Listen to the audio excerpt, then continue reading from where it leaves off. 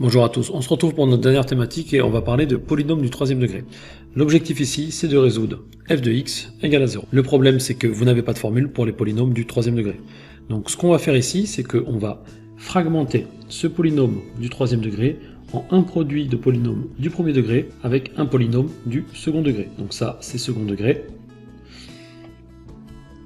Et ce petit alpha, ça représente la racine évidente. C'est une solution à l'équation f de x égale à 0 à chercher parmi moins 2, moins 1, 0 ou 1. Donc c'est évident, c'est pour ça qu'on dit racine évidente. Première question, on vous demande de vérifier que moins 2 est une racine évidente. À vous de faire le calcul et vous allez bien vérifier que f de moins 2 égale à 0.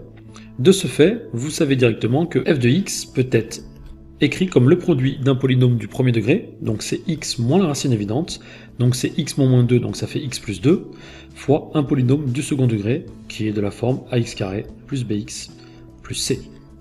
L'objectif dès lors, ça va être de déterminer ce polynôme du second degré, donc déterminer a, b et c. Pour ça, on va faire appel à une méthode qu'on appelle méthode d'identification, d'accord, qui part du principe que deux polynômes p et r de x sont égaux si et seulement si les coefficients devant chaque degré sont égaux.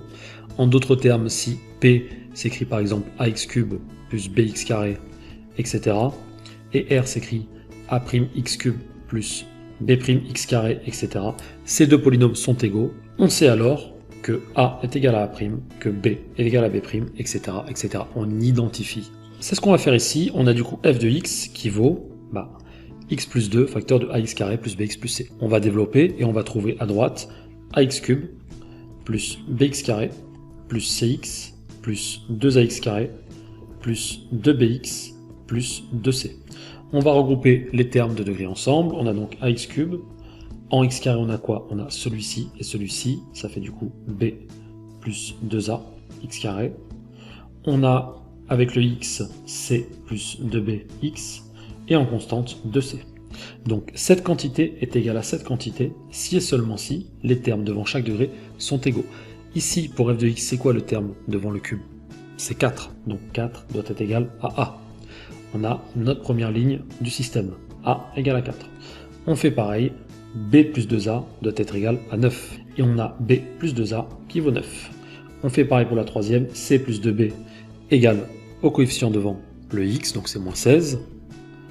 Donc c plus 2b égale à moins 16, et 2c égale à la constante ici, moins 36.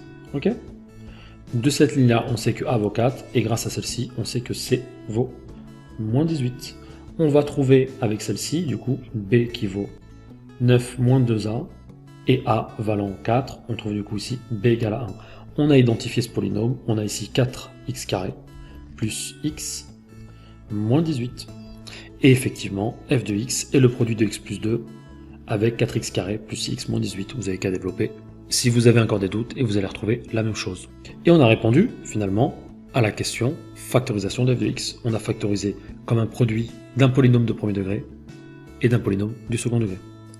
On efface ici et on va s'attaquer à la question 2. Maintenant, on vous demande de résoudre f de x égale à 0. Au début, on ne pouvait pas, on avait un polynôme du troisième degré. Maintenant, c'est pratique. f de x est égal à x plus 2, facteur de 4x carré plus x moins 18, et ça va être ça qui va être égal à 0. Un produit de facteur est nul si l'un de ces facteurs est nul. On trouve du coup ici x plus 2 égale à 0, ou 4x carré plus x moins 18 égale à 0. Ça, on déduit que x égale à moins 2, on l'avait trouvé à la première question. Et ici, on fait un delta, etc. Et on va trouver un delta positif et deux solutions, moins 9 quarts et 2. Du coup, on conclura pour cette question-là, ici, S égale à moins 2, moins 9 quarts et 2. Voilà comment résoudre une équation du troisième degré. Maintenant, il y a une autre façon d'identifier les coefficients, c'est d'effectuer une division euclidienne. Je ne vais pas le faire dans cette vidéo, et pour tous les élèves que j'ai qui ont DS avec moi demain, ça veut dire que demain, vous n'aurez pas de division euclidienne à effectuer et qu'il faudra maîtriser la méthode de l'identification. Allez, bonne soirée à mes élèves, bon courage dans vos révisions et bien entendu, bonne soirée à tous les autres. A plus, bye bye.